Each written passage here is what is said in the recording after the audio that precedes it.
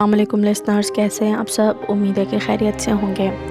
تو وہ اگلی ایپیسوڈ کا ٹائم آ گیا ہے۔ ناول بچپن کا دسمبر از ہاشم ندیم، ایپیسوڈ 29، دوسرا دور، معصوم انتقام۔ غیاث چچا کے اس فیصلے سے کہ وہ وجو آپی کو مزید نہیں پڑھانا چاہتے، خاندان بھر میں ایک نیا بوچھال سا آ گیا تھا۔ کہاں وہ دن تھے کہ غیاث چچا خود زمانے بھر کی لائبریریوں سے وجو آپی کی پسند کی کتابیں چن چن کر لاتے، نہ تھکتے تھے، اور کہاں یہ دن کہ خود انہوں نے وجو آپی پر تعلیم کے دروازے بند کرنے کا فیصلہ کر لیا تھا۔ وجو آپی کی خالائیں، چچا، ماموں، پھپھی اور پھپھا سبھی تو اچنبھے میں تھے کہ آخر ایسا کیا ماجرا ہو گیا کہ غیاث چچا نے اتنا بڑا فیصلہ کر لیا تھا۔ وہ تو اپنی وجیہہ کو مقابلے کے امتحان کی تیاری کروانا چاہتے تھے، اور ان کی خواہش تھی کہ ان کی وجو بھی اپنے خاندان کی پہلی CSP آفیسر بنے۔ پھر اچانک یہ کایا پلٹ کیسی؟ سکینہ خالہ نے کچھ کہنے کی کوشش کی تو انہوں نے ہاتھ اٹھا کر انہیں روک دیا، اور پھر کسی کو کچھ کہنے کی ہمت ہی نہیں ہوئی۔ ان کی عادت تھی کہ جب وہ غصے میں یا پھر انتہائی سنجیدہ ہوتے تو وہ وجو آپی کو وجو بی کے بجائے ان کے پورے نام وجیہہ سے پکارتے تھے۔ اس شام بھی انہوں نے صحن میں بیٹھے بیٹھے وجو آپی کو اسی انداز میں آواز دی، وجیہہ میری بات سنتی جاؤ۔ وجو آپی جو نہ جانے کب سے اندر اپنے کمرے میں بیٹھی رو رو کر اپنی آنکھیں سرخ کر چکی تھی، جلدی سے اٹھ کر باہر آ گئیں۔ غیاث چچا نے غور سے اس کی سوجی ہوئی آنکھیں اور بھیگی پلکوں کی جانب دیکھا اور یوں بولے جیسے کوئی گہرے کنویں سے دور سے بول رہا ہو، کیا تمہیں میرے فیصلے سے کوئی اختلاف ہے؟ نہیں ابا، آپ نے جو بھی فیصلہ کیا ہے میری ہی بھلائی کی خاطر کیا ہوگا۔ غیاث چچا کے چہرے پر چھایا تقدر کسی حد تک کم ہو گیا۔ میں جانتا ہوں تمہیں پڑھنے کا کس قدر جنون ہے، تم چاہو تو امتحانات کا وقت آنے پر پرائیویٹ امیدوار کی حیثیت سے BA کے پرچے دے سکتی ہو، لیکن اب ان حالات میں مناسب نہیں سمجھتا کہ تم روزانہ کالج کے لیے نکلا کرو۔ فضلو بابا بھی بہت بوڑھے ہو چکے ہیں، اور میں تمہیں خود روزانہ کالج چھوڑنے اور لینے کے لیے آ بھی جاؤں تب بھی سارا دن میرا دھیان تمہاری جانب ہی لگا رہے گا، اور پھر دیر سویر تو زندگی کے ساتھ ہی لگی ہے، اور اس الجھن میں نہ تم اپنی پڑھائی پر دھیان دے پاؤ گی اور نہ میں ٹھیک طرح سے اپنا کوئی کام کر پاؤں گا۔ لہٰذا بہتر یہی ہے کہ تمہاری ریگولر پڑھائی ختم کر دی جائے، تم گھر میں ہی بیٹھ کر BA کر لو، پھر بعد میں آگے کی سوچیں گے کہ کیا کرنا ہے۔ وجو آپی نے پھر وہی جملہ دہرایا کہ انہیں غیاث چچا کی ہر بات، ہر حکم دل و جان سے منظور ہے۔ غیاث چچا نے اٹھ کر وجو آپی کے سر پر ہاتھ رکھ کر انہیں دعا دی، اور ایسا کرتے ہوئے خود ان کی اپنی آنکھیں بھی نم ہو گئیں۔ سکینہ خالہ جو دور برآمدے میں بیٹھی یہ ماجرا چپ چاپ دیکھ رہی تھی، انہوں نے جب باپ بیٹی کو یوں ایک دوسرے سے اپنے آنسو چھپاتے دیکھا تو خود بھی اپنے پلوں کی اوٹ میں رو پڑی۔ لیکن کاش کوئی ان باپ بیٹی اور ماں کو بتا پاتا کہ آنسوؤں سے کبھی مقدر کی کالک نہیں دھل پاتی، اور مقدر کے گہرے کالے عفریت کا سایہ اب دھیرے دھیرے اس گھرانے کے حصے کی دھوپ کو چاٹنے لگ پڑا تھا۔ اگلے دن راجا صبح سویرے پہرے پر ہی موجود تھا۔ جب کرمو تانگے والے نے صبح کالج کے وقت حسب معمول اپنا بھونپو بجایا، وہ اسی وقت چونک پڑا تھا جب اس نے روزانہ کی طرح فضلو بابا کو وجو آپی کا بیگ لیے باہر نکلتے نہیں دیکھا، اور ان کی جگہ خود غیاث چچا گھر سے باہر نکل آئے۔ راجا کا ماتھا وہیں ٹھنکا، اور وہ جلدی سے گھوڑے کے گلے میں بندھے گھنگرو دیکھنے کے لیے تانگے کے قریب جا پہنچا۔ غیاث چچا کرمو تانگے والے کو بتا رہے تھے کہ آج سے وجو بھی کالج نہیں جائیں گی، لہٰذا کل سے اسے تانگا لانے کی ضرورت نہیں ہے۔ ہاں البتہ وہ آنے والی پہلی پر آ کر اپنا حساب کتاب کر جائے۔ کرمو فوراً بوکھلا گیا، اور اس نے غیاث چچا سے کہا کہ پیسوں کی اسے کوئی پرواہ نہیں، پر خدا نخواستہ وجو بھی کی طبیعت تو خراب نہیں، سب خیر صلاح تو ہے نا؟ غیاث چچا نے اسے بڑی مشکل سے یقین دلایا کہ ایسی ویسی کوئی بات نہیں، بس آج کل کالج میں پڑھائی برائے نام ہی ہوتی ہے، اس لیے وجو آپی نے گھر پر ہی بیٹھ کر اپنی مزید تعلیم جاری رکھنے کا فیصلہ کر لیا ہے۔ کرمو تانگے والے کو غیاث چچا کی بات سے اطمینان ہوا یا نہیں راجہ یہ تو نہیں جان پایا تھا، لیکن وہ اپنے مخصوص دیہاتی لہجے میں وجو آپی کو ڈھیروں دعائیں دیتا ہوا وہاں سے واپس لوٹ گیا، لیکن جاتے جاتے غیاث چچا سے یہ وعدہ لینا نہیں بھولا کہ جب کبھی انہیں کرم دین کی ضرورت پڑی وہ اسے ضرور یاد کریں گے۔ اس کی اداسی بھی اپنی جگہ بجا تھی، کیونکہ وجو آپی جب وجو بھی نہیں بنی تھی اور ننھی وجو تھی تب سے کرمو تانگے والا ہی انہیں اپنے تانگے میں بٹھا کر نرسری سے لے کر اب تک اسکول اور کالج لاتا اور لے جایا کرتا تھا، اور وجو آپی بالکل اسے اپنی بیٹی کی طرح ہی پیاری لگتی تھی۔ تانگے والا تو چلا گیا اور غیاث چچا بھی واپس اپنے گھر جا چکے تھے، لیکن راجہ کے ذہن میں ان گنت سوال کا کھلبلانے لگے۔ اچانک ایسی کیا بات ہو گئی کہ وجو آپی نے کالج جانا ترک کر دیا؟ اسے غیاث چچا کی اس بات پر بھی بالکل یقین نہیں آیا کہ وجو آپی نے اپنی تعلیم ترک کر کے گھر بیٹھ جانے کا فیصلہ کیا ہوگا۔ بات ضرور کچھ اور ہی تھی، لیکن کیا؟ اسی بات کا پتہ اب راجہ کو لگانا تھا۔ شام کو جب باقی سارے دوست بھی جمع ہوئے تو مسلسل 1 گھنٹے کی بحث کے بعد وہ سب اس نتیجے پر پہنچے کہ ہو نہ ہو یہ شکورن بوا کی لگائی بجائی اور کڑوی زبان ہی کا نتیجہ ہے، جس کی وجہ سے غیاث چچا نے آخر تنگ آ کر وجو آپی کی تعلیم کا سلسلہ ختم کروا دیا۔ بالے نے اسی وقت غصے کے مارے شکورن بوا سے انتقام لینے کا اعلان کر دیا تھا، اور اب سارے سر جوڑے بیٹھ کر یہ سوچ رہے تھے کہ آخر شکورن بوا کو سبق کیسے سکھایا جائے۔ مختلف قسم کی تجاویز سامنے آئیں، لیکن پھر وہ خود ہی انہیں رد بھی کرتے گئے۔ مثلاً ننو نے کہا کہ ان کی ساری مرغیوں کو صفایا کر دینا چاہیے، لیکن مسئلہ یہ تھا کہ اتنی بہت سی مرغیوں کے لشکر کو مکمل ہضم کرنے تک چھپا کر کہاں رکھیں گے؟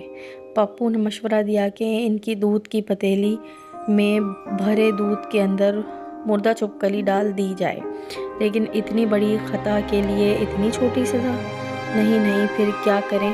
بالے نے تجویز دی کہ محلے کے برگد کے پیڑ پر غلیل لے کر بیٹھ جاتے ہیں اور ایک ایک کر کے ان کے تمام گھر کے شیشے توڑ ڈالتے ہیں، لیکن اس میں بھی رنگے ہاتھ پکڑے جانے کا خدشہ شدید تھا، کیونکہ راجہ پہلے بھی کئی مرتبہ اسی برگد کے پیڑ سے نشانہ بازی کرتے ہوئے دھرا جا چکا تھا۔ یہاں راجہ گینگ بیٹھا یہ منصوبہ بنا رہا تھا، اور وہاں سامنے بڑے میدان میں ان سے چھوٹے بچوں کی نئی نسل آنے والی شبرات کے استقبال کے لیے ابھی پٹاخے بجانے اور رسی کے سوتر والے بم پھوڑنے میں مشغول تھی۔ سوتر بم ایک ایسی پتلی رسی سے جڑا ہوتا تھا جسے عام فہم میں ستری یا سوتر کہا جاتا تھا۔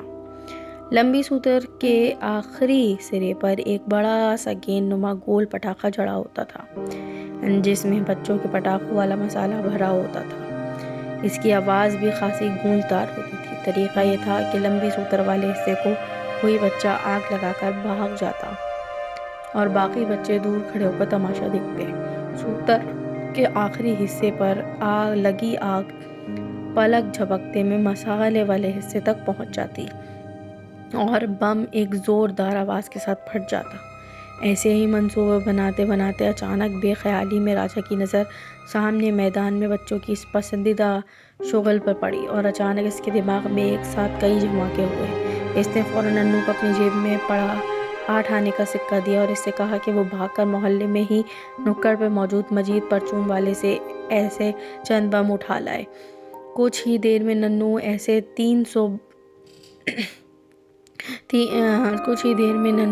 3 سوتر بم اٹھا لایا اور بھاگتا ہوا واپس آ گیا۔ راجہ نے جلدی تینوں بموں کے سوتر کو کاٹ کر ایک لمبی سی رسی بنائی اور اسے تیسرے بم کی سوتر سے جوڑ دیا۔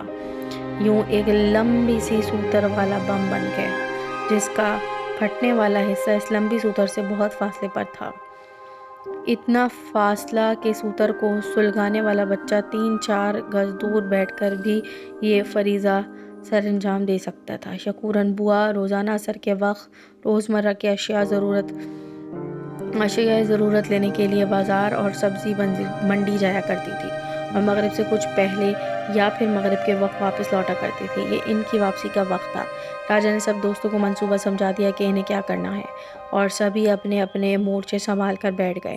کچھ ہی دیر میں شکورن بوا کا سائیکل رکشہ محلے کی پھاٹک پر آ کر رکا، اور اس میں سے حسب معمول لدی پھندی سی شکورن بوا اپنے خیمے نما شٹل کاک برقعے سمیت برآمد ہوئی۔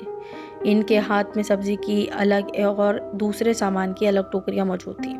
عام حالات میں محلے کے سارے بچے انہیں محلے میں داخل ہوتے دیکھ کر فوراً کہیں رفو چکر ہو جاتے تھے، کیونکہ ان کی عادت تھی کہ اپنا سارا سامان بچوں کے حوالے کر دیتی، اور انہیں قلیوں کی طرح اپنے سامان کی دھلائی پر لگا کر خود بڑے مزے سے سستائی ہوئی گھر تک جایا کرتی تھی۔ اور جو بچہ ذرا سی آناکانی کرتا تو اسے وہیں کھڑے کھڑے خوب چلباتیں سنایا کرتی تھی۔ لہٰذا بچے اپنی عافیت اسی میں جانتے تھے کہ ان کے محلے میں گھستے ہی سبھی جس کا جس طرف منہ ہوتا بھاگ اٹھتے تھے۔ لیکن اس دن راجا اور اس کے دوست دکھاوے کے لیے اپنے کھیل میں مشغول رہے۔ شکورن بوا نے بھی موقع غنیمت جانا اور جلدی سے راجا اور والے کو آواز لگائی کہ ذرا اس کا ہاتھ تو بٹاتے جائیں۔ منصوبے کے مطابق بالے اور راجا سے پہلے ہی پپو اور ننو بھاگتے ہوئے گئے اور شکورن بوا کے ہاتھ سے ٹوکریاں لے کر اس کے آگے آگے چل پڑے۔ بڑے میدان کے وسط میں آتے ہی ننو یوں لڑکھڑایا جیسے اسے ٹھوکر لگی ہو، اور دوسرے ہی لمحے سبزی کی ٹوکری میں سے آلو ٹماٹر زمین پر لڑکتے نظر آئے۔ شکورن بوا وہیں سے چلائے، اے ہائے کمبخت، یہ کیا کر دیا، دیکھ کر نہیں چلا جاتا تجھ سے۔ پپو اور ننو جلدی سے ٹوکریاں زمین پر رکھ کر سامان چننے میں مصروف ہو گئے۔ شکورن بوا خود بھی اپنا برقع پھیلا کر وہیں بیٹھ گئیں اور سبزی اٹھا کر واپس ٹوکری میں ڈالنے لگ گئیں۔ اب منصوبے کے آخری حصے کو انجام دینے کا وقت آ گیا تھا۔ بالے نے نہایت آہستگی سے سوتر بم کا گیند نما حصہ ان کے شٹل کاک خیمے میں رکھ دیا۔ راجا جو کچھ چند گز دور بیٹھا تھا، اس نے آہستہ سے رسی کی سوتر کو تیلی دکھا دی۔ شکورن بوا اپنے ہی دھیان میں غرق پپو اور ننو کو کوستی ہوئی اپنی سبزی جمع کرنے میں مشغول تھی۔ دفتراً راجا نے 1 2 3 کہا، اور پپو، ننو، گڈو، راجا اور بالے سرپٹ وہاں سے بھاگ کھڑے ہوئے۔ شکورن بوا نے سر اٹھا کر حیرت سے انہیں دیکھا، لیکن ان کی یہ حیرت صرف چند لمحوں ہی کی ثابت ہوئی۔ اچانک ایک زوردار دھماکہ ہوا اور یوں لگا جیسے شکورن بوا کے شٹل کاک برقعے میں کوئی بھونچال آ گیا ہو۔ شکورن بوا زور سے چلا کر اچھلی اور دوڑ پڑی۔ ان کے برقعے میں آگ لگ گئی تھی اور وہ بڑے میدان میں یوں گول چکر میں دوڑ رہی تھی جیسے کوئی آگ کا گولہ سرکش میں گول دائرے میں لڑکتا پھرتا ہے۔ وہ دوڑے جاتی اور چلا کر لوگوں کو اپنی مدد کے لیے پکارے جاتی۔ کچھ ہی دیر میں سامنے والے مکان سے غفور چچا جلدی سے پانی کی بھری بالٹی لیے دوڑتے نظر آئے، اور انہوں نے پوری بالٹی شکورن بوا پر بلکہ ان کے شٹل کاک برقعے پر اڈیل دی۔ شکورن بوا کے برقعے کی آگ تو بجھ گئی، لیکن ان کی زبان سے جو شعلے اگلنا شروع ہوئے تو ان کی تپش کئی ہفتوں تک ٹھنڈی نہیں ہو پائی۔ ان کا سفید شٹل کاک برقع جگہ جگہ سے جل کر چھلنی ہو چکا تھا، اور اس کا رنگ بھی دھوئیں کی وجہ سے سفید سے گہرا سیاہی مائل ہو گیا تھا۔ وہ اسی حالت میں بکتی جھکتی سب سے پہلے راجا اور پھر بالے، پپو، ننو اور گڈو سبھی کے گھروں میں فریاد لے کر گئیں، اور سبھی گھروں سے انہوں نے نئے برقعے کی رقم وصول کی۔ راجا کے گھر والوں سمیت باقی سبھی بچوں کے گھر والے رات گئے تک اپنے ملزمان کو تلاش کرتے رہے، اور رات کو جب آخر کار وہ سڑک پار پان والے کے کیبن کے عقب میں بچھے بینچوں پر چھپ کر بیٹھے مل گئے تو ان سب کو گھر لا کر فرداً سبھی کے والدین نے اپنے اپنے گھروں میں ان کے جسموں کی وہ سکائی کی کہ کئی دن تک وہ سبھی اپنے انگ سہلاتے رہے۔ لیکن اس کے باوجود وہ سب خوش تھے، کیونکہ انہوں نے شکورن بوا سے اپنی وجوابی کا بدلہ لے لیا تھا۔ اس کے بعد 3 4 دن تک شکورن بوا گھر سے نکلتے کسی کو دکھائی نہ دیں۔ 5ویں دن جب وہ گھر سے برآمد ہوئیں تو ان کے تن پر وہی پرانا مگر ڈھلا ہوا شٹل کاک کا برقع موجود تھا، البتہ اب اس میں بڑے بڑے اور بالش بھر سفید اور مٹیالے رنگ کے پیوند جڑے نظر آ رہے تھے۔ شاید شکورن بوا نے اس عظیم سانحے کی یاد کو اپنے دل میں ہمیشہ تازہ رکھنے کے لیے اس برقعے کو خود سے کبھی جدا نہ کرنے کا فیصلہ کر لیا تھا۔ یہ تو تھی آج کی ایپیسوڈ۔ اگلی ایپیسوڈ کے لیے جڑے رہیے۔ شکریہ۔